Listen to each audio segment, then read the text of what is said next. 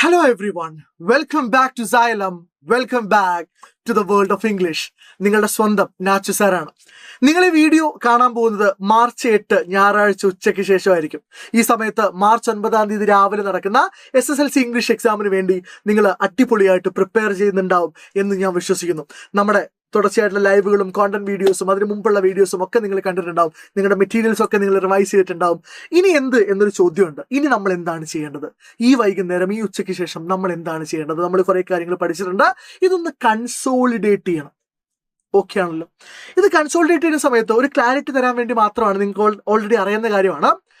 ഇത്രയും ഡിസ്കോഴ്സുകളൊക്കെയാണ് നമ്മുടെ എക്സാമിന് ചോദിക്കുക. ഈ പറയുന്ന ഞാൻ ലിസ്റ്റ് ചെയ്ത ഡിസ്കോഴ്സുകളൊക്കെ ചോദിക്കും. അതിൽ തന്നെ ഈ റൈറ്റ് സൈഡിൽ biographical sketch or profile, biographical sketch ആയിരിക്കും അല്ലെങ്കിൽ പ്രൊഫൈൽ ആയിരിക്കാം, ഇവന്റ് ഇൻവിറ്റേഷൻ ആയിരിക്കാം അല്ലെങ്കിൽ നോട്ടീസ് ആയിരിക്കാം, പ്രൊമോഷണൽ ടാഗ് ലൈൻസോ ആഡ് ജിംഗിളോ പ്രൊഡക്റ്റ് ഡിസ്ക്രിപ്ഷനോ ആയിരിക്കാം. അതിൽ ഏതെങ്കിലും ഒന്നായിരിക്കാം. ഡിബേറ്റ് പോയിന്റ്സ് ചിലപ്പോൾ ചോദിച്ചേക്കാം. അപ്പൊ ഇത്തരം ഡിസ്കോഴ്സുകളാണ് നമുക്ക് പഠിക്കാനുള്ള 10 ചാപ്റ്റേഴ്സ് ചോദിക്കുക. സാർ എന്താ സാർ 10 ചാപ്റ്റേഴ്സ്? ബാക്കിയുള്ളത് 5 പോയംസ് ആണ്. 5 പോയംസിൽ നിന്ന് ഞാൻ ഇവിടെ ആഡ് ചെയ്തിട്ടില്ല. അപ്രിസിയേഷനും കോംപ്രിഹെൻഷനും ഉണ്ടാവും. അവിടെ അത് മാത്രമാണ് ചോദിക്കുക. ബാക്കിയുള്ള ചാപ്റ്റേഴ്സിന് ഇത്രയും ഡിസ്കോഴ്സുകൾക്കാണ് സാധ്യത. അപ്പൊ നമ്മൾ എന്താ ചെയ്യേണ്ടതിന്? വളരെ സിമ്പിളാണ്. നിങ്ങൾ ഓൾറെഡി കാര്യങ്ങളൊക്കെ അത്യാവശ്യം അറിയാമെങ്കിൽ ഇന്ന് വൈകുന്നേരം കൃത്യം 7 മണിക്ക് നമ്മൾ ഇന്നത്തെ മെഗാ മാരത്തൺ 7 മണിക്കാണ് സ്റ്റാർട്ട് ചെയ്യുന്നത്. കാരണം നമുക്കൊരു 10:30 ആകുമ്പോൾ 11 മണിയുടെ മുമ്പ് നമുക്ക് ഈ ലൈവ് അവസാനിപ്പിക്കണം. അപ്പൊ നമ്മൾ എന്താ ചെയ്യാൻ പോകുന്നത്?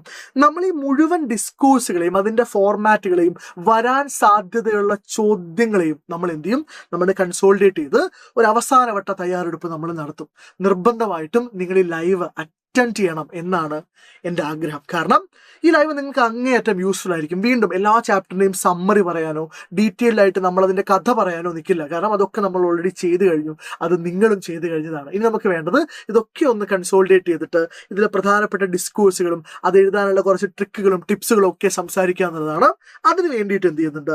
ഞാനും JD സാറും ഇന്ന് വൈകുന്നേരം 7 മണിക്ക് മെഗാ മാരത്തണിൽ വരുന്നുണ്ട്. നിങ്ങളുടെ മാക്സിമം ഫ്രണ്ട്സിനോട് ഈ ലൈവിന്റെ കാര്യം അറിയണം. നിങ്ങൾ ആ ലൈവിന് വന്നിട്ട് ആദ്യത്തെ അരമണിക്കൂർ ഇരുന്നിട്ട് നിങ്ങൾക്കത് വേസ്റ്റ് ഓഫ് ടൈം ആണ് എന്ന് തോന്നുവാണെങ്കിൽ നിങ്ങൾക്ക് അവിടെ നിന്ന് ഇറങ്ങിപ്പോവാം. പക്ഷെ അതങ്ങനെ ആവില്ല എന്നൊരു ഉറപ്പ് ഞങ്ങൾ നിങ്ങൾക്ക് തരാം. വൈകുന്നേരം 7 മണിയുടെ ലൈവാണ്. അത് മാക്സിമം ആളുകളിലേക്ക് നിങ്ങൾ തന്നെയാണ് എത്തിക്കേണ്ടത്. നിങ്ങൾ എല്ലാവരും അവിടെ ഉണ്ടാവണം. അതിനു മുമ്പ് നിങ്ങൾ എല്ലാ കാര്യങ്ങളും ഒന്ന് പഠിച്ച് സെറ്റ് ആക്കിയിട്ട് അങ്ങോട്ടേക്ക് വരിക. So people, I will see you or we will see you today sharp at 7. All the best.